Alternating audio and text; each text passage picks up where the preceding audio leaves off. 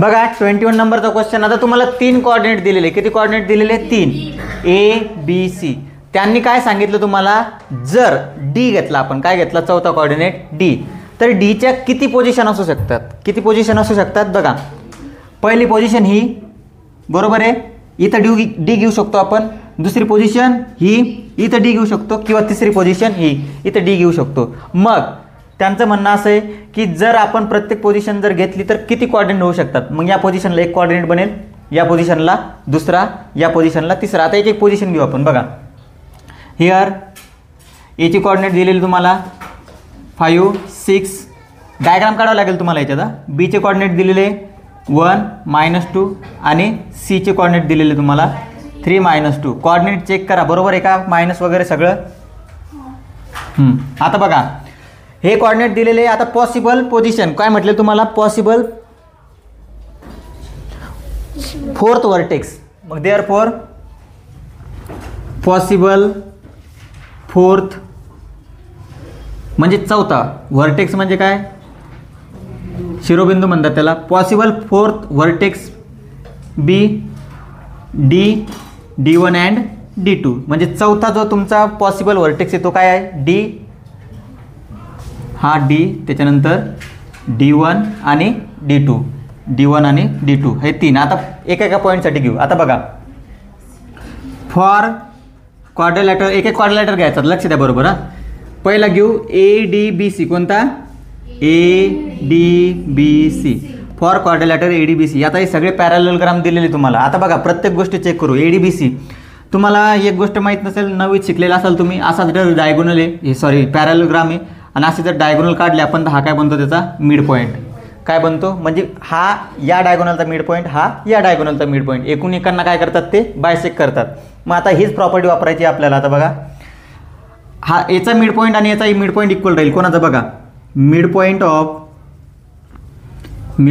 Of CD. कोणतं घेतला? CD is equal to mid point of, हेच वापरणे तुम्हाला 3 वेळेस. Mid point of AB. एक डायगोनल कोणता झाला? CD. एक डायगोनल कोणता झाला? AB. Mid point of AB. बघा, आता CD काही जास्त डोकं लावायचं नाही. बघा, CD काय mid point? x1 + 3, x1 + 3 upon 2. Mid point formula माहिती आहे तुम्हाला? x1 + x2 अपॉन 2 असतो.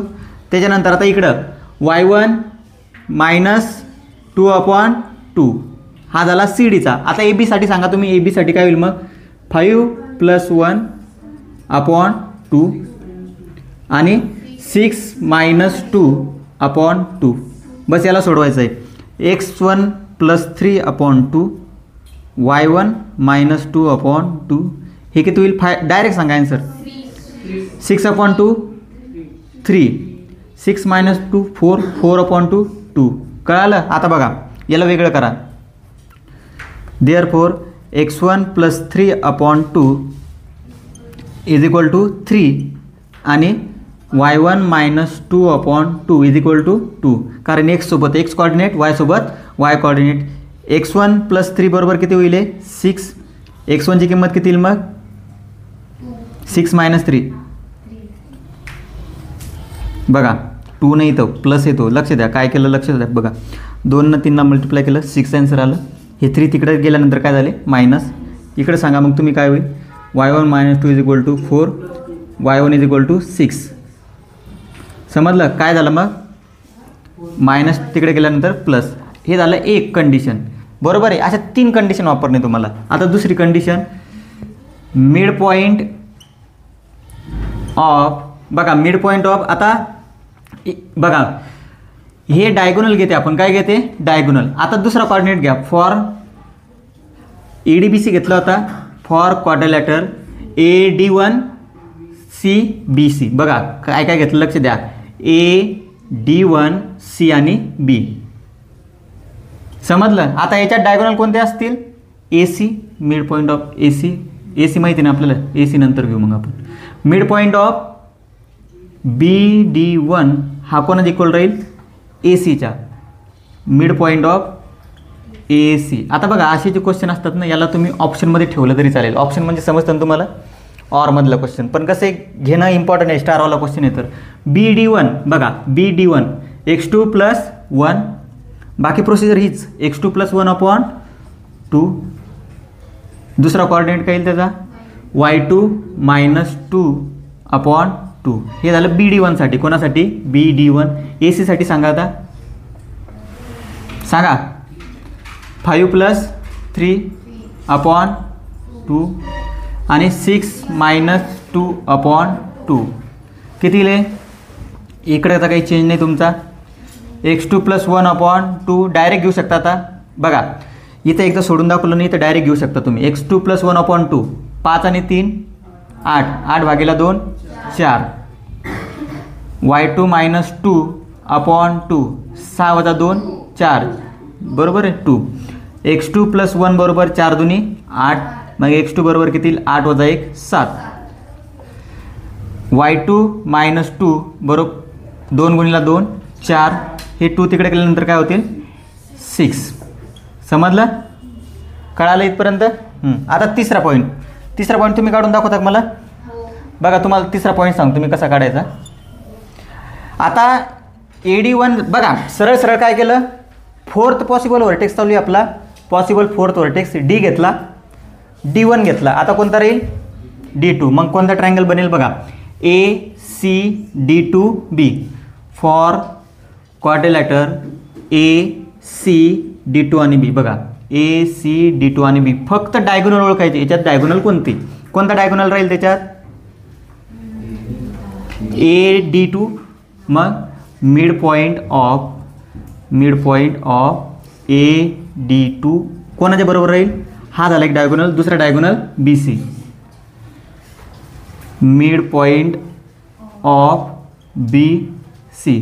हे 2 पॉईंट भेटले. तिसरा तुम्हाला जमतो का बघा, ट्राय करा. आता हे पॉईंट टाकतो मी. कोणते क्वाड्रिलॅटर कोणता येतो ACD2B. ही लाईन कोणती आहे AD2 आणि ही कोणती आहे BC. बरोबर आहे. आता AD2 बघा AD2 म्हणजे काय येईल 5 + x3/2 6 + y3/2. हे झालं. दुसरं BD1 BC म्हणजे काय 1 + 3/2 -2 -2/2. मग आन्सर काय येईल याचं 5 + x3/2. डायरेक्ट कोऑर्डिनेट घ्या 2. याचा 2 आला. 6 + y3/2 याचा किती -2 -4 भागेला 2 -2. 2 × 2 किती 4. 5 + x3 बरोबर 4. मग x3 बरोबर किती येईल 4 - 5. x3ची व्हॅल्यू आली -1. इकडं 6 + y3 बरोबर -4.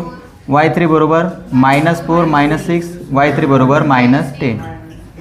आता तुम्ही याच्यापैकी कोणती 2 सोडवायचे. किती सोडवायचे कोणतेही 2. आपण तिसरं काढलं नाही. तुम्ही कोणतेही 2 सांगू शकता. मग पॉसिबल व्हर्टेक्स किती आले. पॉसिबल व्हर्टेक्स बघा पॉसिबल कोऑर्डिनेट्स लिहा व्हर्टेक्स लिहिल्यापेक्षा कोऑर्डिनेट्स. पॉसिबल कोऑर्डिनेट्स पहिला किती आला होता 3 6. दुसरा किती आला 7 6 आणि तिसरा किती आला -1 -10. आता तुम्हाला तिन्ही सोडवायची गरज नाही. 3 पैकी कोणती 2 सॉल्व करायचे. हे लिहून घ्या पण तिन्ही सोडवायची गरज नाही. एवढं लक्षात राहू द्या. Last question number 22.